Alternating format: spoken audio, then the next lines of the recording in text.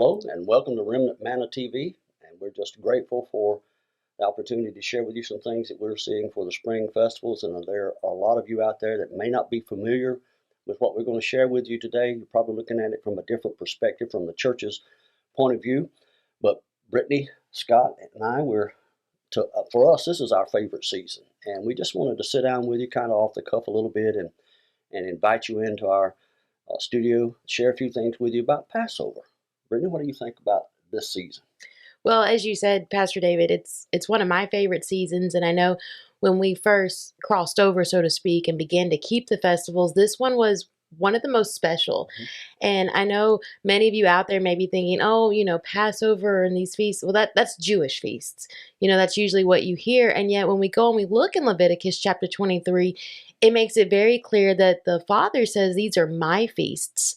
And so when you begin to learn and delve into these things, I believe you'll find not only do all of these festivals, Passover especially, have a past meaning. It teaches us where we came from, but it also has a present meaning, where we are right now, but as well as a future meaning. And I believe you actually have been working on some notes dealing with the Passover teaching that kind of delves into that. Yeah. Well, it's interesting. If I was sitting out in the audience today and I heard you say Passover, and we know that, again, this is a spring festival and most of our church brothers are celebrating Easter. Right. And they would probably ask, what's the difference between the two? Should we, as quote-unquote Christians, be celebrating Passover? Isn't that something that has to do with the Old Testament or the Old Covenant, back under the law and such?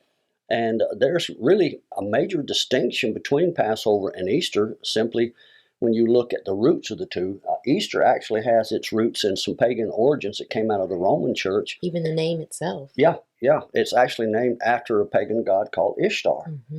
And when you see the distinction between the two, and in fact, Leviticus chapter 23, verse 4 talks about these holy convocations, which points back to what you just asked. Are these Jewish feasts? Absolutely not. He actually says these are my feasts. That's right.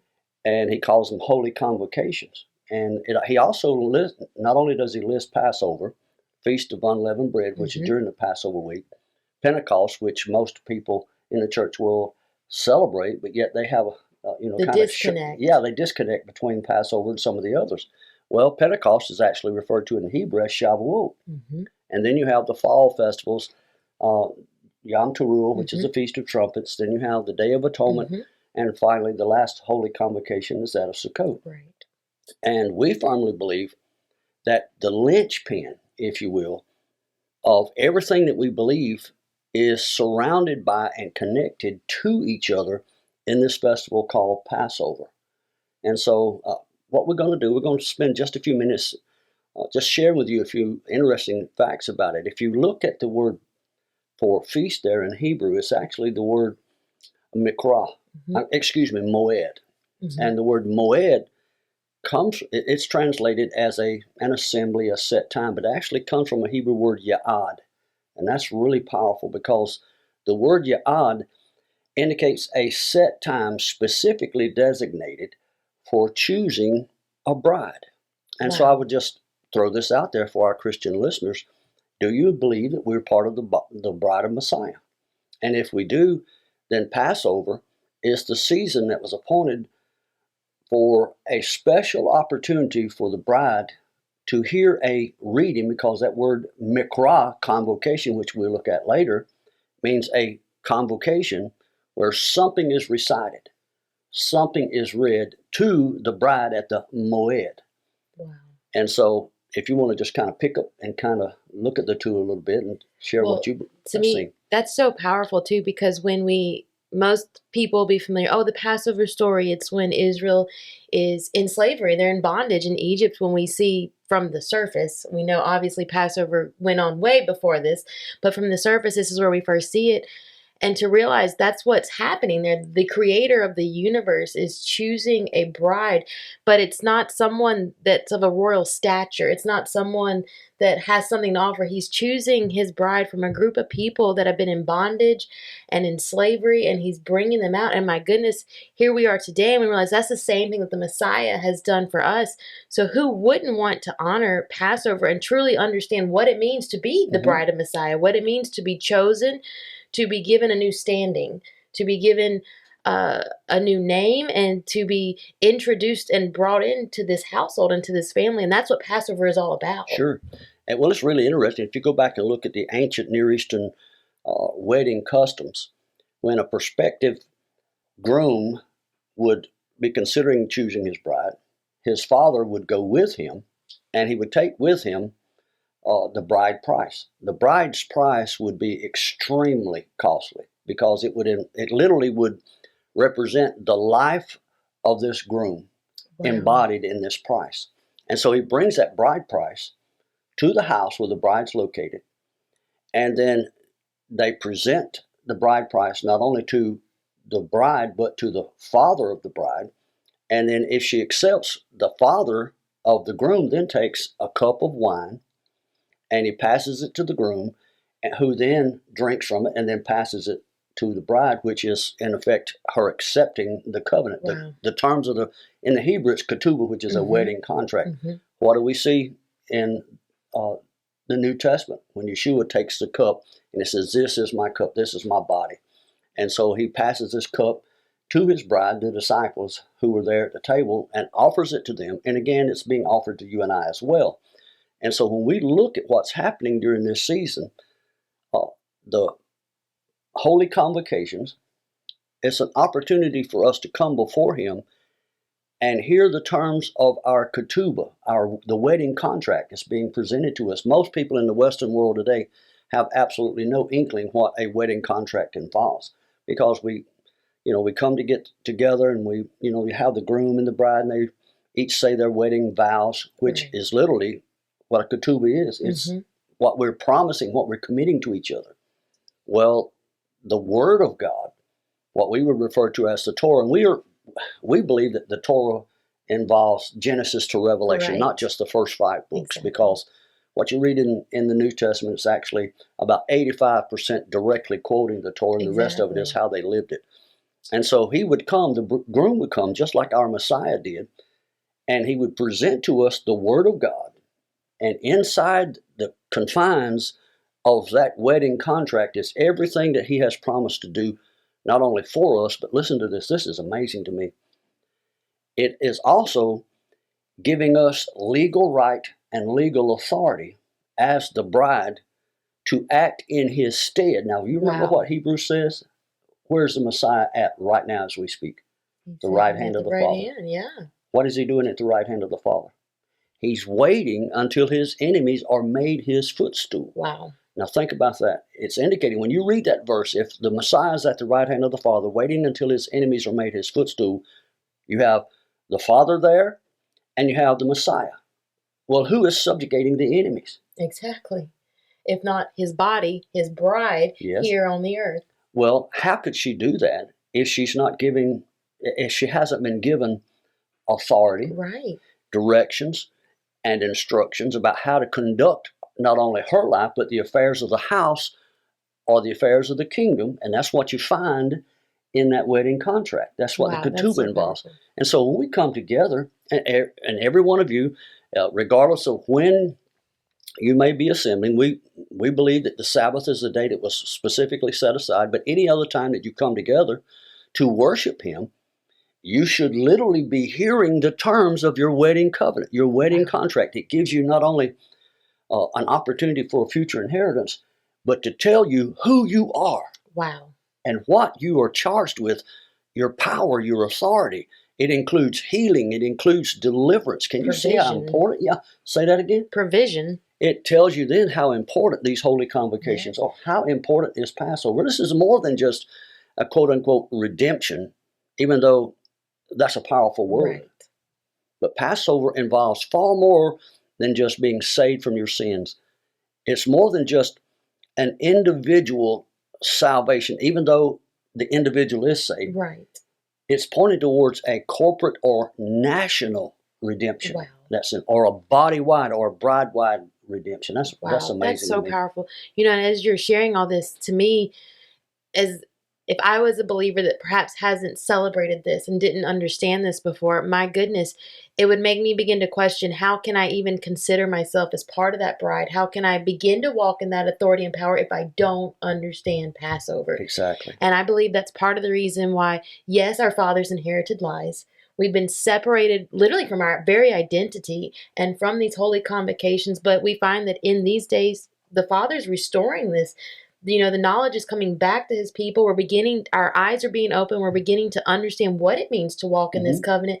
And now I believe we can see why it's about him empowering his people for these end days that we're facing. Amen. Let me just frame that a little bit different, or at least add a little bit more to it.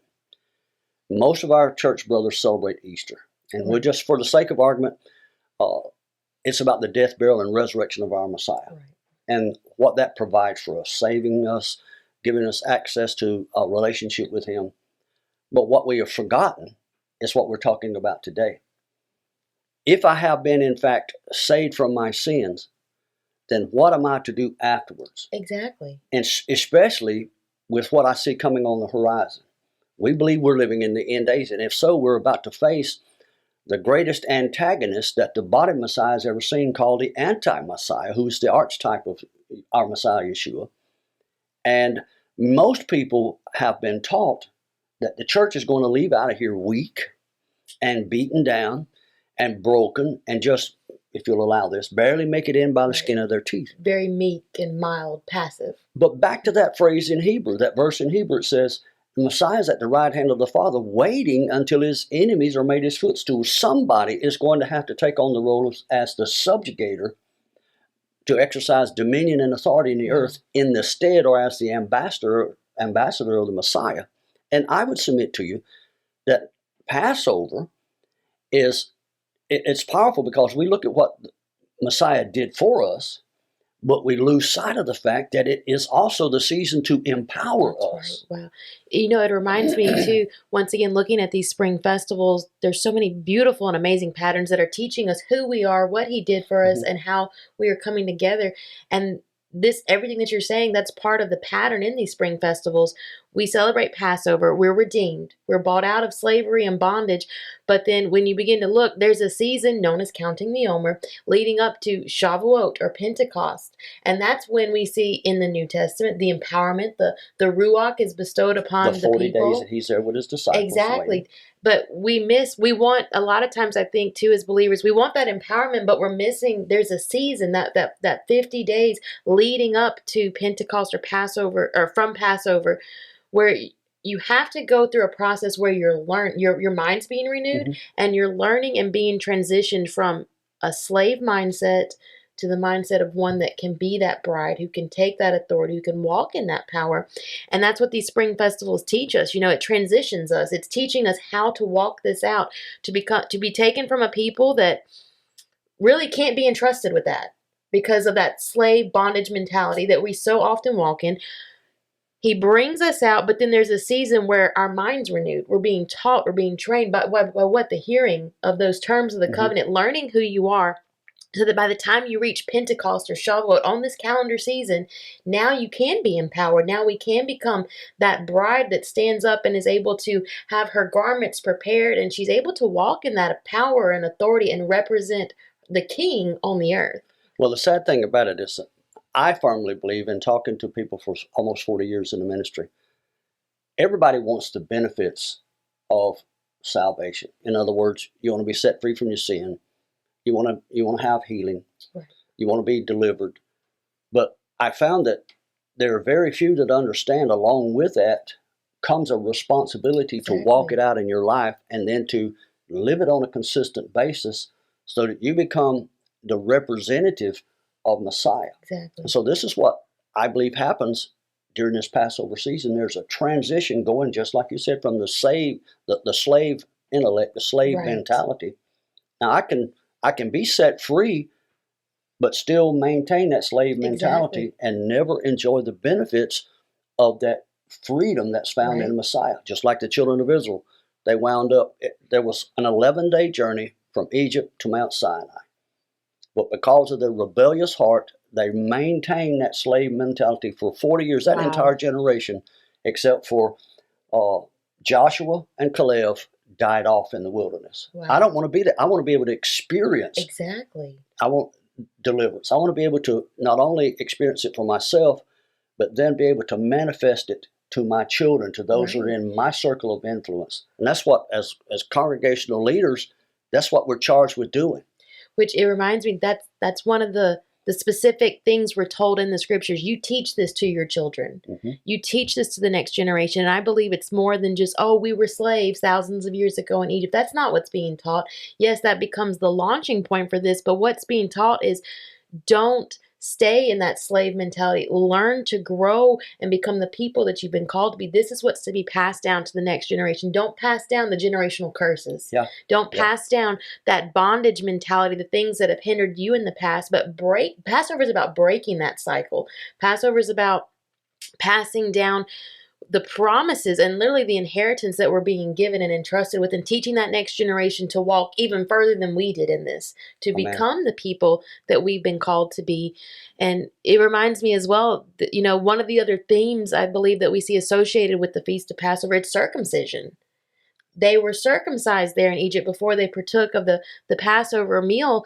And I believe that's still something that's very attached to Passover, so to speak, but we now understand it's about the circumcision of our heart, and literally, I believe, the circumcision of our very minds. What are you going to cut off in this season, and what are you going to allow to continue to be carried on in your life? Yeah, Romans 12, don't be conformed to the world, but be transformed. How? By the renewing of your mind. And I believe that the opportunity for the renewing takes place at the beginning of Passover, and then you see it throughout the course of the festival cycle. There are 7 holy convocations that we've already mentioned, the spring festivals and the fall festivals. And if you will take the time to study those 7 convocations there in Leviticus chapter 23, you'll find that those 7 holy mikra, those holy convocations, actually parallel the gestational cycle, guess what, of the bride. Wow. And so at Passover, the bride and her husband come together, and literally seed is released, the word of Abba is released. Mm-hmm. She has the terms of that wedding covenant given to her. And from that time forward, not only is there a maturation process that should be visible in her role as a co-regent. Did you hear what I said? Wow, that's powerful. Co-regent with her husband, because he's at the right hand of the Father waiting. And so she is the ambassador. She is the co-regent with him in his stead in the earth. And then you see throughout the holy convocations, the rest of those festivals, it deals with something on the inside of her womb that is growing and maturing, and then you find it in the 7th month festivals during the celebration of Sukkot, or the Feast of Tabernacles, the Feast of Ingathering, the Feast of Booths. They're all the same. That there is a birthing process. Wow, that's powerful. And I believe with all my heart that that's what Abba's trying to do with you and I. If you're hearing these things today, then it's not an accident that you tuned in, because he has plans for you. And Jeremiah 29:11 says this, not only do I have plans for you, but those plans are for good and not for evil. That tells me that I may be going through some difficult times that look as if they're an evil scheme. But Abba says, I'm allowing those to happen to bring you to an expected destination. And I believe that destination is that appointment with our King in the days ahead. Exactly. And so this season's exciting to me. It is, and as you were speaking, it just reminds me, there's so many levels to the feasts. When you begin to delve into this, not only are they teaching us of how we're growing into who we're called to be, but you kind of mentioned, you hit on this, there's been a word that's been deposited, and I believe a lot of times as believers, we can receive a word from Yahweh. It was from him. It was from our Father, and yet we forget that there's a gestational cycle to that word, and many get discouraged, and we find that's what hinders us from walking in that maturity. That's what keeps us in that slave mentality, because we lose sight of the fact that sometimes there's a gestational cycle before we see the end, before we see the manifestation of this word. And that's what these festival cycles teach us. Yeah. We're given a word, but there's that gestational cycle. There's a season before it's made manifest. And when we begin to understand that, that causes our own maturity to increase and to grow, because now we understand, we learn to walk in faith, we learn to trust him, we learn to hear, and that when we receive that word, that now we must wait patiently, not that we're not doing anything, but that you're diligently watching it, covering it, ensuring that it's continuing to grow until we see it made manifest. And that's another level that's seen in the festival cycle. Most people understand that these are rehearsals. And I want to kind of spend a minute or two while we have the time to speak about that. From our Western mindset, we think of a rehearsal, and the word's actually memorial is what's used in the King James English. And when you see memorial, it's actually a monument that's raised up in remembrance of something that's happened in the past. And so it's almost as if when you see that, there's nothing present or future tied in with it. It's a memorial of something that's already happened behind me. Well, when you read that, every time in the Hebrew language, every time I do this rehearsal, it's actually putting him in remembrance. In fact, Yeshua says this, do this in remembrance of me. Now, from a Hebraic perspective, that's important because what that's indicating is that you now have a legal opportunity to come into the courtroom of creation and to do what the word tells us in Isaiah 46, I believe it is, where Abba says, come, let us plead together. Now that word plead means it doesn't mean I'm here to beg or to implore. It's actually a term in the language. It means to litigate. Bring your legal case into the courtroom. Come, let us litigate together. Declare thou that thou mayest be justified. He starts that off by saying, put me in remembrance. Wow. And so when we celebrate these rehearsals, this Seder plate here is a rehearsal. But actually, what am I doing? I'm coming before the King to remind him that we have a covenant with him. I'm putting him in remembrance. I'm litigating before the Creator. And it just so happened that there's an accuser of the brother that stands there to accuse me before the King. And so if I'm suffering from some malady, some ill health issue, whatever the constraint of my life or the circumstance might be at that time, I come before the Creator. I'm in the courtroom of creation. My antagonist, my accuser is there with me. But I come before the Creator and I say, this is what your ketubah promised me. Wow. This is what these were. Every time I've rehearsed these, I've rehearsed them in faith, knowing that I have provision from the Creator. And I am here to remind you that, well, what your word says, you're my deliverer. Wow, and then I can stand up and say, I've been set free. That's so powerful. You know, we look at Passover. We understand they were delivered out of Egypt. We see the deliverance of our Messiah. He fulfilled every aspect of these spring festivals at his first coming. And yet the Hebrew thought reminds us our past is literally our future. And so we look at this, oh, this was in the past. It's just a rehearsal. We're remembering how we've been delivered in the past. And yet this reminds us as well, there's a future Passover in front of us where once again the people of Yahweh are going to be delivered out, not just from Egypt, but literally from all the nations, gathered together again in order to do just as you said, to become that mature, unified bride walking in the power and authority of his name. And it reminds me, you did a whole teaching series, The Plagues of the Greater Exodus. There's a future Passover then. If there's a future set of plagues, if there's a future Exodus, then that entails that there's a future Passover celebration. And that Passover celebration is what launches us out.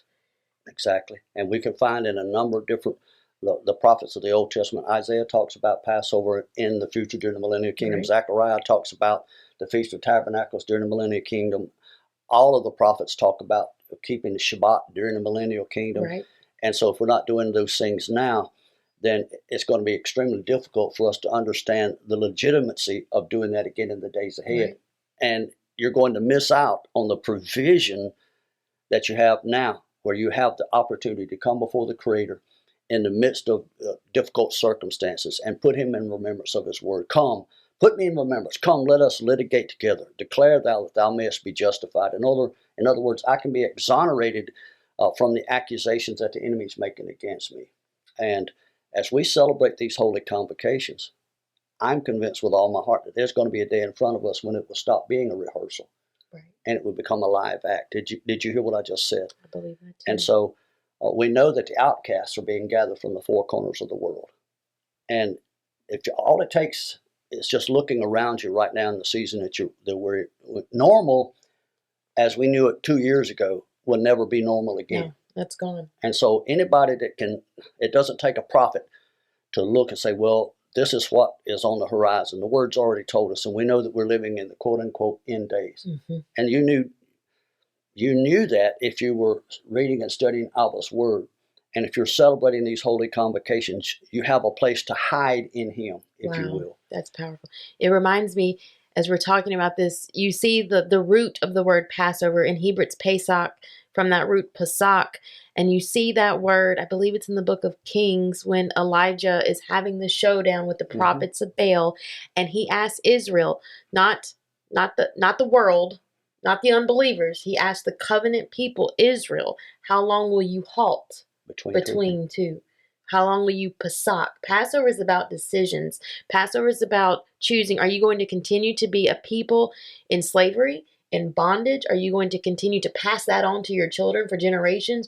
Or are you going to choose to step up to the plate, to become the covenant people you were called to be, to learn to walk in the authority and maturity that He brought you out in order to do?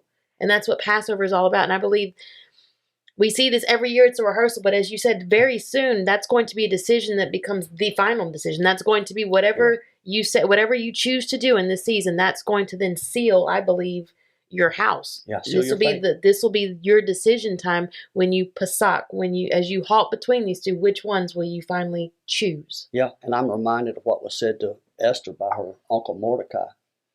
You don't have to do what you're being called to do, but I was going to raise up somebody in your stead if you decide not to.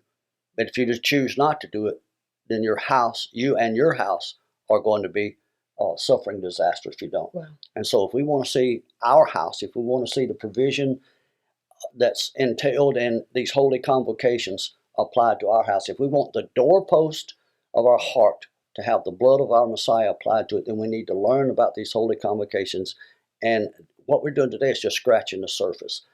You need to stay tuned in to Remnant Manna TV on the Now TV network, because we're going to be doing a very, very powerful, in-depth teaching on Passover in the next couple of weeks.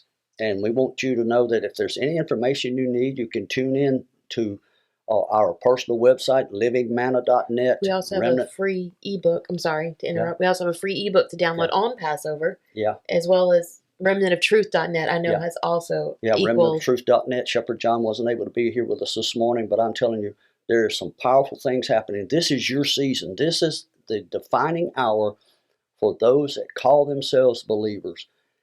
And we want to ask you, have you drawn that line in the sand? Have you made that distinction in your own house and said, as for me and my house, we will serve Abba? Final words, Britt. How long will you halt between two opinions? This is the season of our deliverance. And as you said, I choose to be delivered. I choose to serve and honor Yahweh. Yeah, the Spirit and the bride say, come, and we're excited. Thank you for allowing us in your home today. We appreciate you very much here at Remnant Manna TV. Shalom Aleichem. May Abba bless you and keep you in Yeshua's name. Shalom. Shalom.